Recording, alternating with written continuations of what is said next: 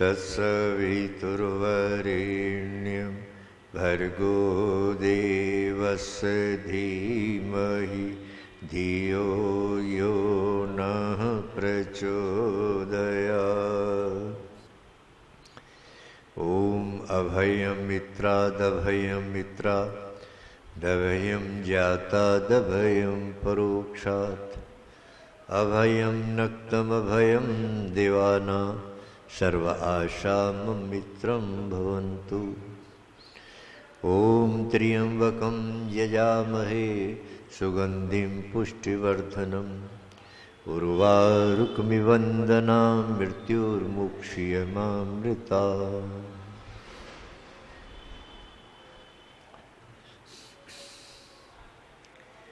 सत्संग में उपस्थित मातृशक्ति, हमारे आर्य समाज के सभी अधिकारी वर्ग, मंत्री श्री श्यामलाल जी, कोषाध्यक्ष श्री सत्यनारायण जी और बहुत सक्रिय कार्यकर्ता हमारे श्री त्रिलोकनाथ जी और मेरे सामने बैठे हुए हमारे बहुत ही चिंतक विचारक स्वाध्यायशील दोनों महानुभाव, सभा में उपस्थित हमारे आर्य पुरोहित श्री कैलाश जी, ईश्वर की कृपा से आप सबके सहयोग से ये सत्संग का अवसर हम लोगों को मिलता है। वैदिक विचारधारा के सत्संगों की ये विशेषता है कि यहाँ पर ज्ञान को प्राथमिकता दी जाती है और विभिन्न विषयों को लेकर जो हमारा वैदिक दृष्टिकोण है उससे हम अवगत होते हैं। तो पिछले दिनों की श्रृंखला में हमने जो चर्चा आपके समक्ष की तो उसमें मुख्य रूप से ये साधना से संबंधित जो प्रक्रियाएं हैं और उनमें कौन कौन सी चीज़ हमारे लिए उपयोगी हैं और कौन कौन सी चीज़ें हमारे उस रास्ते में बाधा डालती हैं, इनसे अवगत कराने का हमने प्रयास किया और इन्हीं तत्वों को जानकर हम ठीक से अपने जीवन के उस लक्ष्य की ओर बढ़ सकते हैं। इसी को ध्यान में रखकर कई विषय, कई चर्चाएं हमने आपके समक्ष रखी और मुख्य रूप से ही उन साधनों की चर्चा की जिनमें हमारा शरीर सबसे पहले, फिर शरीर में परमात्मा ने जो इंद्रियां दी हैं इनका कितना दायरा है और इंद्रियों में भी फिर अंदर एक अंतःकरण दिया है, इसका क्या दायरा है और कैसे एक दूसरे को प्रभावित करती हैं और आत्मा के साथ इनका कैसे संबंध है, ये हमने मौलिक रूप से समय को ध्यान में रखते हुए आपकी तरफ ये संकेत किए। और इसी कड़ी में हम चर्चा करते करते कि इस पर पहुँचे कि भाई हमारे जीवन में ये 3 बाधाएं हैं जिनको जानना बहुत ज़रूरी है और इनको जानकर हम उस ओर हमारी चेष्टा हो सकती है। तो इन बाधाओं में हमने चर्चा की कि ये क्लेश क्या है, ये हमें परेशान करते हैं, बाधा है हमारे रास्ते में।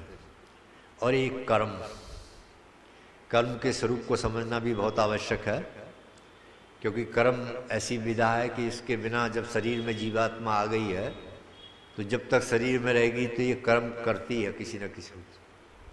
तो इसलिए कर्म का भी दायरा उस दृष्टि से समझना बहुत आवश्यक है कि जो हमारी बंधन का कारण न बने। उसके बाद फिर है वासना। जब कोई व्यक्ति कर्म करता है तो उसकी वासना भी बनती है और वो वासना फिर हमारे बंधन का कारण बन जाती है। तो इनसे हम कैसे मुक्त हों, ये इसको ध्यान में रखकर हमने आपके समक्ष चर्चा प्रारंभ की।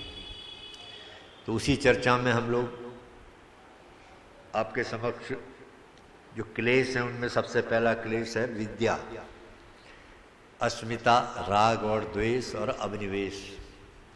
तो हमने राग द्वेष को भी विभिन्न उदाहरणों से प्रसंगों में समझने की कोशिश की और वो आप जान गए। और उसके बाद हमने उससे पहले क्लेश में जो विद्या है, इसका भी 4 वर्गीकरण जो स्वामी दयानंद ने किए हैं, उसको भी हमने समझने की कोशिश की। उसके बाद अस्मिता का भाव भी हमने पिछले प्रवचनों में आपके समक्ष रखा है कि ये क्लेश ऐसा है कि जो हमें वास्तविक जो ज्ञान होना चाहिए कि हम 2 हैं, और हम कई बार अपने को अकेला मानकर ही शरीर के ही उपासना में सारा जीवन खपा देते हैं। तो इस दृष्टि से ये क्लेश हमारे लिए दुखदायी हो जाता है। तो उसके निवारण के लिए भी हमने चर्चा की कई बार। और उसके बाद राग और द्वेष भी आप समझते हैं कि अर्थात जो हमारे अनुकूल कोई चीज़ जिससे हमें प्रेम हो जाता है, जो हमारे लिए थोड़ा करीब रहती है, तो हमसे हम राग पैदा हो जाता है। ये भी बंधन का कारण है, और द्वेष भी बंधन का कारण है।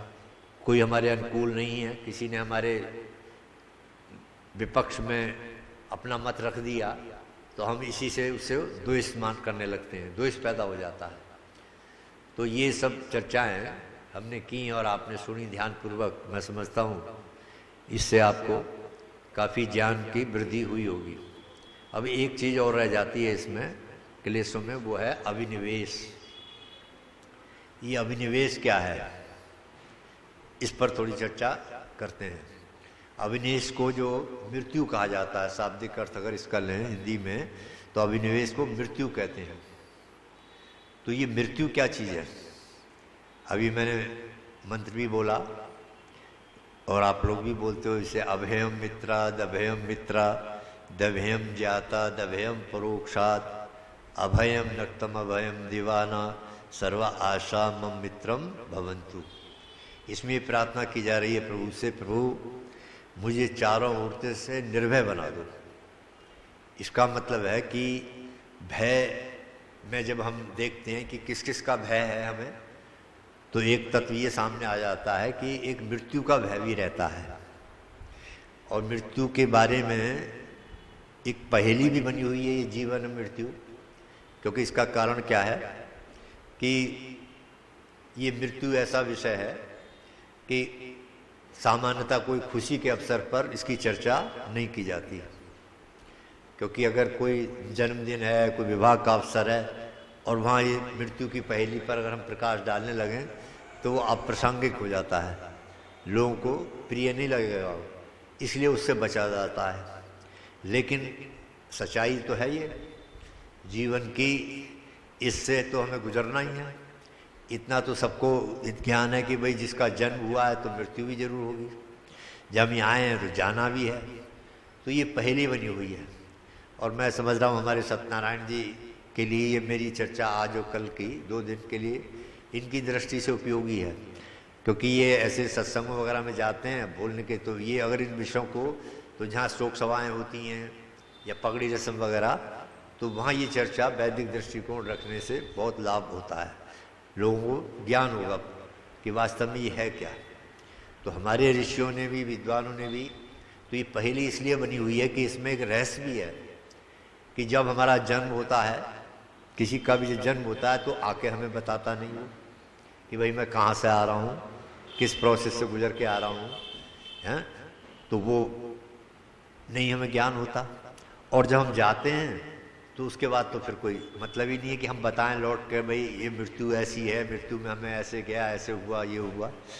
तो इसलिए बड़ी पहेली बनी हुई है। और इस पहेली में के वजह से ही हमारे विद्वानों ने भी, और ये विषय ऐसा है, अब प्रश्न खड़ा होता है कि इसको हम क्यों चर्चा करें, क्यों जानें। तो हमारे किसी कवि लोगों ने भी इस पर थोड़ा प्रकाश डाला है, और वो लिखते हैं कि 2 बातों को याद रख जो चाहे कल्याण, नारायण एक मौत को, दूजे श्री भगवान। अब देखो यहाँ भी एक अनुभव आ रहा है कि जीवन में अगर हमें कल्याण करना है, कल्याण के रास्ते के पथिक बनना है, तो क्या होगा कि 2 बातों को हमेशा याद रखो। एक तो ईश्वर को हमेशा याद रखो, और दूसरा मृत्यु, मौत। तो इसका मतलब है कि इसमें भी बहुत, इसका आशय भी लग रहा है कि फिर जानने की बहुत जिज्ञासा, ये विशेष चीज़ है कि मृत्यु को हम समझें, है ना। तो अब इस मृत्यु की पहेली पर अब यहाँ जब प्रकाश डालते हैं, तो थोड़ा सा इसको समझने के लिए एक चीज़ हमारे सामने आ रही है कि श्लोक अक्सर आप लोग भी बोलते हैं, हम लोग भी बोलते हैं। क्या है वो? असतो माँ सद्गमय, तमसो माँ ज्योतिर्गमय, मृत्योर्माँ अमृतम गमय। इसमें प्रार्थना की गई है, हे प्रभु हमें असत्य से सत्य की ओर ले चलो, हे प्रभु हमें अंधकार से प्रकाश की ओर ले चलो, हे प्रभु हमें मृत्यु से अमरता की ओर ले चलो। अब यहीं थोड़ा चिंतन करना है। एक तरफ हम सब जानते हैं कि मृत्यु जरूर है, अवश्यंभावी है, जिसका जन्म हुआ है इसकी मृत्यु जरूर है। तो फिर इसमें ये प्रार्थना क्यों की जा रही है कि हमें प्रभु मृत्यु ना दे, हमें अमृता की ओर ले चलो। जब मृत्यु है ही अवश्यंभावी, उससे हम बच नहीं सकते। कितना भी धन कमा लें, कोई भी साधन, चाहे बड़े बड़े धनवान, बड़े बड़े जो है ताकतवर संसार में देखे हैं, इतिहास भरा पड़ा है, पर कोई भी सब के सब मृत्यु के आगे सब फेल हैं। उसका इतना तगड़ा शिकंजा है। तो अब ये स्थिति, तो ये फिर प्रार्थना जो मृत्यु और अमृत ये आ रहा है, मृत्यु से हमें अमृत की ओर ले चलो, तो ये प्रार्थना क्यों की जा रही है जब मृत्यु होनी जरूर है? तो इसका मतलब है इसमें कोई रहस्य है, और रहस्य के लिए हम एक सीधा हमें इशारा हो रहा है कि अगर मृत्यु को जानना है तो अमरता को जान लो। अमरता का उल्टा ही तो मृत्यु है। अर्थात अगर हम अमरता को समझ लेंगे तो उसका उल्टा जो हो गया वो मृत्यु हो गई, सीधी बात है। तो अमरता, अमर कौन है? कौन होता है अमर? अब आप देखें, इसको समझने के लिए आज भगवान राम अमर हैं, योगी राज कृष्ण अमर हैं, स्वामी दयानंद अमर हैं। तो किस कारण से अमर है वो? शरीर तो उनका जन्म उनका खत्म हो गया शरीर की दृष्टि से, फिर भी हम उनको अमर मानते हैं। तो सीधा उत्तर आ रहा है कि अमर किन कारणों से? अपने कर्मों के कारण से। जो उन्होंने कर्म किए, इतने श्रेष्ठ कर्म किए कि लोगों ने उनको भगवान तक की उपाधि दे दी।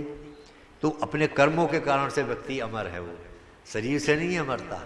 तो इसका मतलब ये हो गया कि अमरता जो है कर्मों के कारण से है, तो इसका उल्टा जो हो गया तो मृत्यु हो गई। मतलब वो कर्म जिनके द्वारा जो अमर होता है उससे उल्टा अगर कर्म है तो उससे मृत्यु हो गई। तो ये सीधा सीधा इसका अभिप्राय ये है।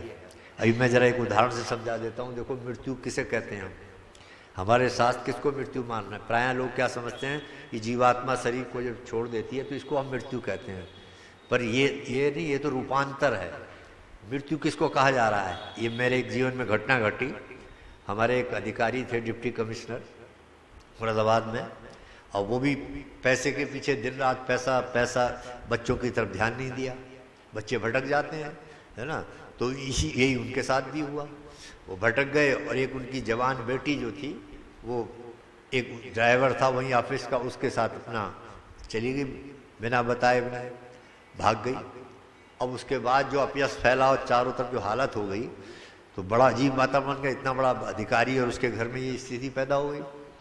तो हम भी थोड़ा सांत्वना देने के लिए जब गए वहाँ देखा, तो मैंने देखा कि वो एक ही बात बोल रहा था बस। वो अधिकारी, उसके मुंह से एक ही चीज़ निकल रही थी कि हे भगवान मुझे मौत दे दे, हे भगवान मुझे मौत दे दे, ऐसे जीवन से तो मौत अच्छी है। ये डायलॉग आ रहा था सामने, ऐसे जीवन से तो मौत अच्छी है। तब समझ में आया कि वास्तव में इसे कहते हैं मृत्यु।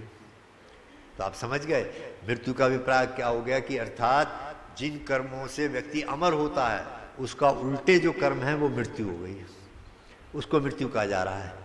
तो अब ये सब ज्ञान इस प्रकार से जो इसका व्यवहार अगर समझ में आता है तो व्यक्ति फिर सोचने को विवश होता है कि यार ये सब चीज़ें, फिर मैं तो अमर होना चाहता हूँ। आज इसको, इस विषय को और एक ढंग से समझ लें आप। मेरी मृत्यु कब होगी? मेरी जो मृत्यु होती है तो मेरी पारिवारिक दृष्टि से कब मृत्यु होती है किसी भी व्यक्ति की? वो तब होती है जब उस परिवार के लोग जो वो जीवन भर अच्छे कार्य करता रहा वो करना छोड़ देंगे, तो उस दिन समझ लीजिए कि उस दिन उस परिवार की से उसकी मृत्यु हो गई। ऐसे ही समाज में, समाज के लोग, जहाँ मैं रहता हूँ मोहल्ले में, समाज में, अगर मैं जो अच्छे काम करता रहा जीवन भर में और उसको वो करना छोड़ देंगे तो समझ लो सामाजिक दृष्टि से मेरी मृत्यु हो गई। वरना अगर काम करते रहे तो घर में तो यश कीर्ति से, मैंने अभी वहाँ उदाहरण भी दिया था हमारे एक प्रसंग में। अब गुरदास मल जी हैं रहे, उन्होंने अपने जीवन में जो काम किया, चित्त लगा हुआ, तो आज भी वो अमर हैं उनके कर्मों के कारण, सुगंधी, और वो तब तक अमर रहेंगे जबकि तक उनका परिवार उस लाइन पर चलता रहेगा, उन कार्यों को करेगा। और जिस दिन वो उनके कार्यों को करना छोड़ देंगे तो पारिवारिक दृष्टि से उनकी मृत्यु उस दिन होती है। समझ गया? तो इसी प्रकार से मूल चीज़ घुमा फिरा कर आ रही है कि ये कर्मों का ही एक पहलू है जिसको मृत्यु कहा जा रहा है। अब इसी को देखो दूसरे ढंग से हमारे उपनिषदकारों ने समझा दिया। वहाँ कठोपनिषद की कथा आती है, हमारे विद्वान लोग कराते हैं और दूसरे लोग भी कराते हैं। अब उन्होंने अपने अपने से कहानियाँ गढ़ रखी हैं, लेकिन मुख्य रूप से उपनिषद में वो कथा आई है, तो वहाँ अगर आपने सुनी भी होगी तो अंत में जाकर वो नचिकेता जब जिद पड़ा रहता है कि मैं तो मृत्यु को ही जानना चाहता हूँ, मृत्यु क्या है, उसे प्रलोभन दिया गया तरह तरह से, अरे राजपाट ले ले, धन दौलत ले ले, जो चाहे मांग ले, पर इस प्रश्न को छोड़ दे। तो देखो समझाने के लिए आ रहा है कि वो ने कहा मैं इस प्रश्न को छोड़ दूं, क्या राजपाट लेने के बाद फिर मृत्यु नहीं आएगी क्या? तो उन्होंने कहा नहीं, मृत्यु तो फिर भी आएगी। तब उन्होंने कहा जब मृत्यु का ही मुकाबला करना है, सारा खेल साम्राज्य मृत्यु का ही है, तो मैं इसे ही क्यों ना जान लूँ। तो जिद पर अड़ा रहा और आखिर को फिर आचार्य को बताना पड़ा।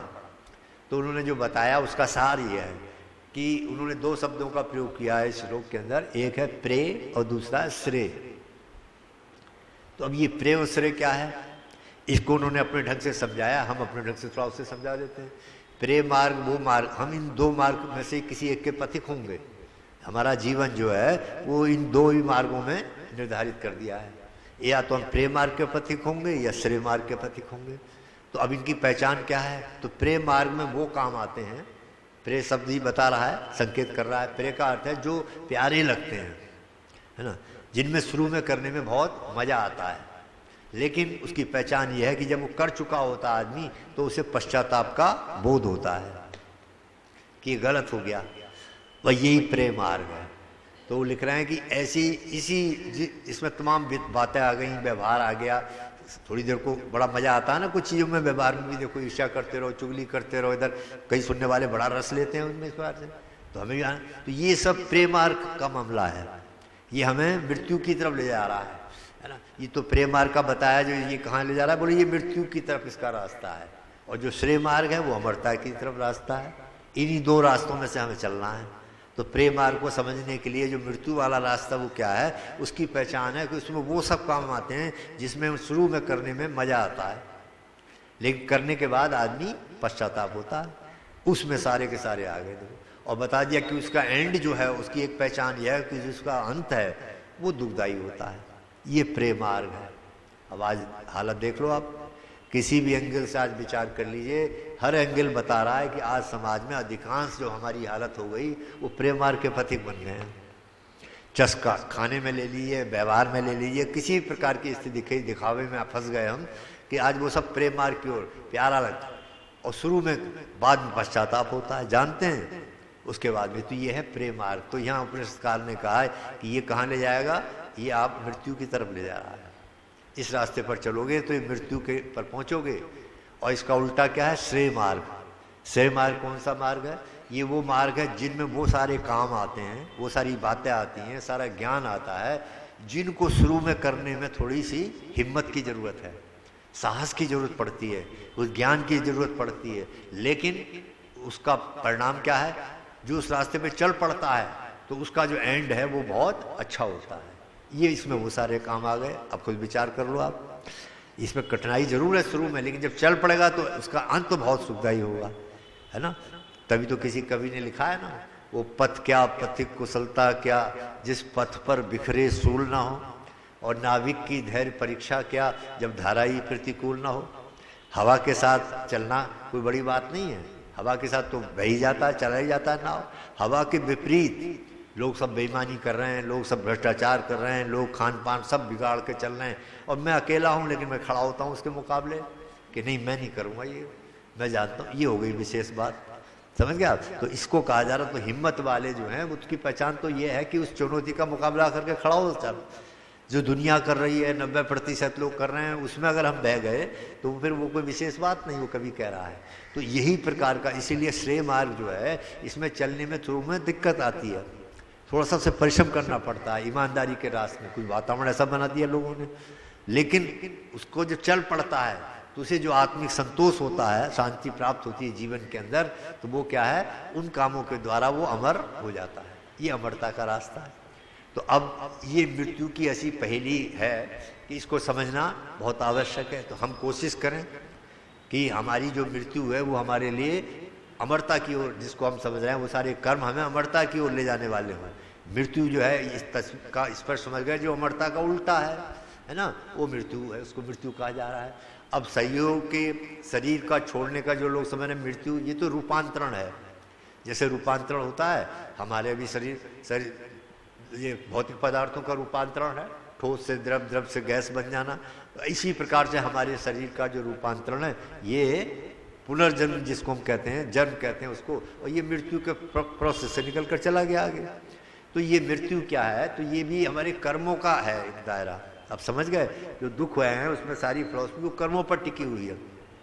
वैसे मृत्यु क्या है, मृत्यु के लिए तो कई हमारे अंग्रेजी के विद्वानों ने बड़े अपने ढंग से लिखा है कि death is the door between two lives, the present one and the past one. मृत्यु तो एक दरवाजा है, जैसे अभी ये दरवाजा लगा हुआ है, ये चौखट लगी है ना, इधर हम हैं उधर चले गए दरवाजे में से पास होकर। तो death is the door between two lifes, अर्थात मृत्यु जो है वो एक दो जीवन के बीच में दरवाजा है, चौखट, इधर से निकल के इधर आ गए। नेगेटिव प्रचार हुआ है हमारे समाज में। नेगेटिव क्या हुआ है कि मौत जरूर आएगी, मौत जरूर आएगी, मौत से डराया गया हमें। लेकिन हमें होना क्या चाहिए, अरे जीवन है, इधर भी जीवन है उधर भी जीवन है, समझ रहे आप। तो इस ज्ञान के आधार पर हम मृत्यु के भय से बच सकते हैं। अगर इधर भी जीवन है उधर भी जीवन है, तो डर किस बात का। तो ये जब ज्ञान हमारे अंदर आ गया तो इस पहेली से हम समझ जाएंगे। अब यहीं पर आ रही है बात कि डर फिर क्यों लग रहा है और निर्भय कैसे आ सकते हैं निर्भय। तो इसका उदाहरण से मैं एक बात समझाता हूं कि कल्पना करो मैं यहाँ बैठा हुआ हूँ और अभी कैलाश जी उधर से आए और मुझसे कहें आचार्य जी इनके हाथ में धोती कुर्ता हो, और ये मुझसे कहें आचार्य जी ये जो आपने पहना हुआ है इसे उतारो और ये पहन लो, तो मेरी उस समय क्या स्थिति होगी। मेरी स्थिति ये होगी कि मैं ये देखूंगा कि इनके हाथ में जो धोती कुर्ता है वो कैसा है। अगर इनके हाथ में धोती कुर्ता मुझे अच्छा लगेगा जो मैंने पहना हुआ है, तो मुझे बताओ बदलने में दिक्कत होगी। मैं तो कहूँगा बहुत धन्यवाद, आपका फट गया था, बिल्कुल बेकार हो गया, आपने नया धोती कुर्ता ला दिया, तो मुझे कोई दुख नहीं होगा। भाई यही स्थिति है। और अगर इसका उल्टा हुआ तो अगर मैंने जो पहना हुआ है धोती कुर्ता, इससे जो ये लाए हैं वो खराब है, फटा हुआ है, गंदा है, और ये कह लो इसे बदलो, इसे पहनो, तो मुझे कष्ट होगा ना। मैं विरोध करूँगा, नहीं नहीं मेरे को तो यही ठीक है।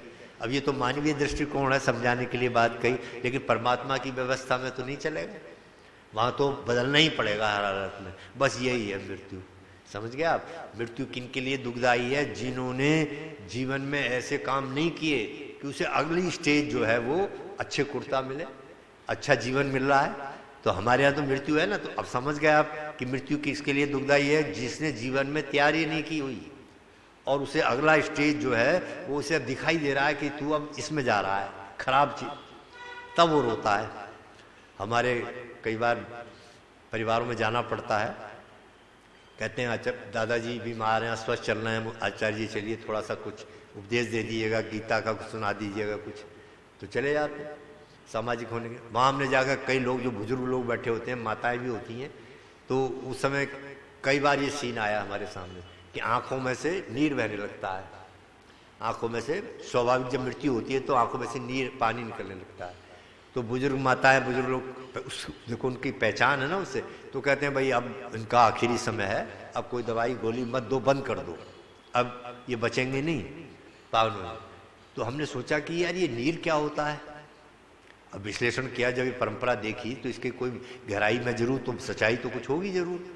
जब हमने खोज की तरह पता लगा तो नीर में किस बात समझाई गई, तो पता लगा कि नीर क्या होता है। उस समय हमारे सामने जब अंतिम स्टेज होती है तो पूरी रील घूम रही होती है सामने, जैसे पिक्चर में रील घूमती है ना, तो ऐसे ही यहाँ पर दार्शनिकों ने बताया कि रील घूम रही होती है सामने हमारे, और हम उसको अनुभव कर रहे होते हैं, देख रहे होते हैं एक तरह से। उसमें ये आ रहा होता है, देख तुझे ये मौका मिला, तूने ये काम नहीं किया, देख तू अच्छा काम कर सकता था, देख तू ये परोपकार का काम कर सकता था, ये पूरा चित्रण आ रहा होता है, जिसको कहते हैं हम सूक्ष्म शरीर को पढ़ना। वो सूक्ष्म शरीर हमारे सामने आ रहा है, स्वाध्याय में नहीं, कब सूक्ष्म शरीर तो जरूर पढ़ना पड़ेगा, आज पढ़ोगे तो सुधार कर लेंगे हम, और नहीं तो अंत में तो पढ़ना ही पढ़ना है। वो उस समय हमें रोने के अलावा पश्चाताप कोई हमारी स्थिति होती नहीं, समय निकल गया। तो उस समय वो रील जो आ रही होती है उसमें हमें ये दिखाई दे रहा होता है कि ये कर्म, तो उसका परिणाम दिख रहा होता है कि अब देखो अरे इस योनि में जाना है तुझे। तो उससे उसे आभास होता, तो वो दुखी होता है, रोता है कि अरे मैं तो ये फटा हुआ कुर्ता, ये भगवान ने जो आप समझ रहे होंगे ये जो भोग योनियाँ बनाई ये क्या है, ये वार्ड है। जैसे हॉस्पिटल में वार्ड होते हैं, टीबी वार्ड, कैंसर वार्ड, मरीज को गुजारते हैं ना। परमात्मा कोई हमारा शत्रु नहीं है, कोई हमें दुखी देना उसको उसका स्वभाव नहीं है, वो तो सुख स्वरूप है।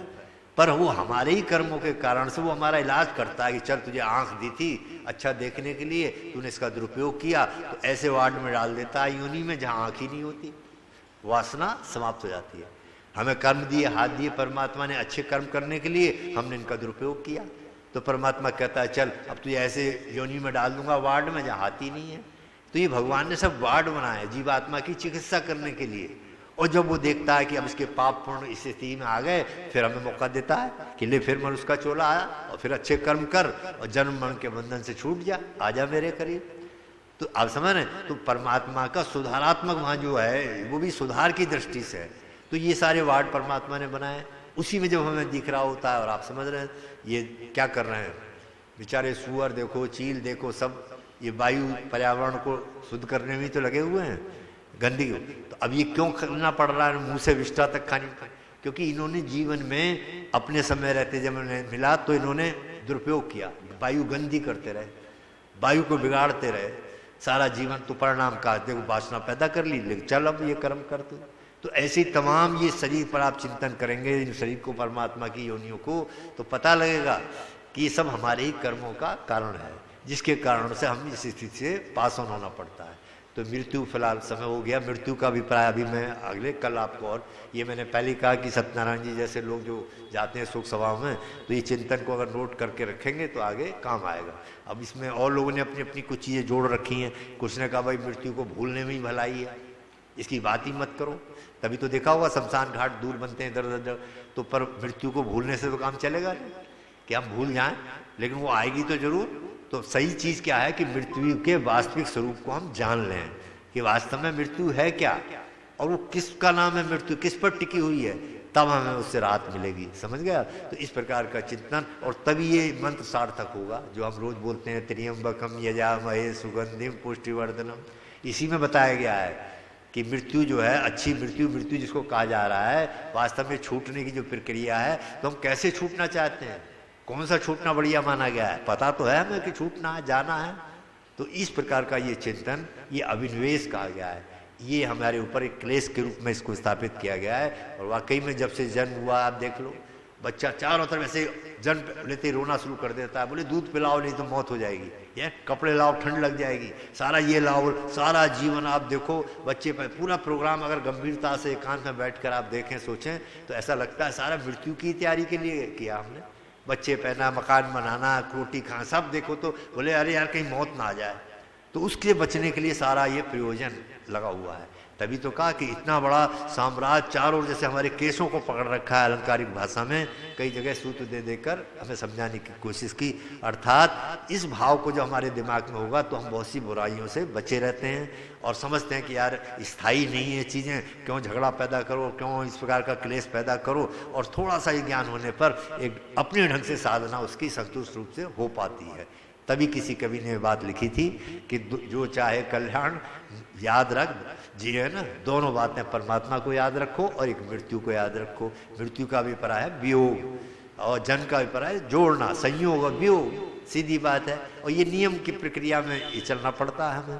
तो थोड़ा सा मैंने परिचय इस समय दिया कि इसके साम्राज्य की इसकी वास्तविकता को समझकर अच्छे कर्मी यहाँ पर हैं जो हमें मृत्यु के भय से निर्भय बनाएंगे। ओम शम ओम द्यौ शांति अंतरिक्षं शांति पृथ्वी शांतिराप शांतिरोषधयः शांति वनस्पतयः शांतिर्विश्वे देवाः शांति ब्रह्म शांति सर्वगुण शांति शांतिरेव शांति सामा शांतिरेधि। ओम शांति शांति शांति।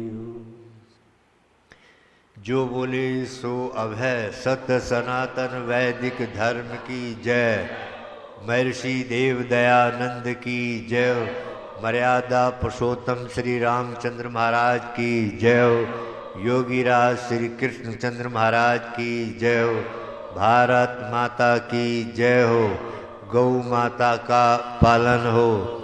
आर्य समाज अमर रहे। वेद की ज्योति जलती रहे। ओम का झंडा ऊंचा रहेगा। सत्यार्थ प्रकाश पढ़ा करो। जीवन को न मोड़ दो। नशा करना छोड़ दो। जो बोले सो अभय सत्य सनातन वैदिक धर्म की वैदिक ध्वनि।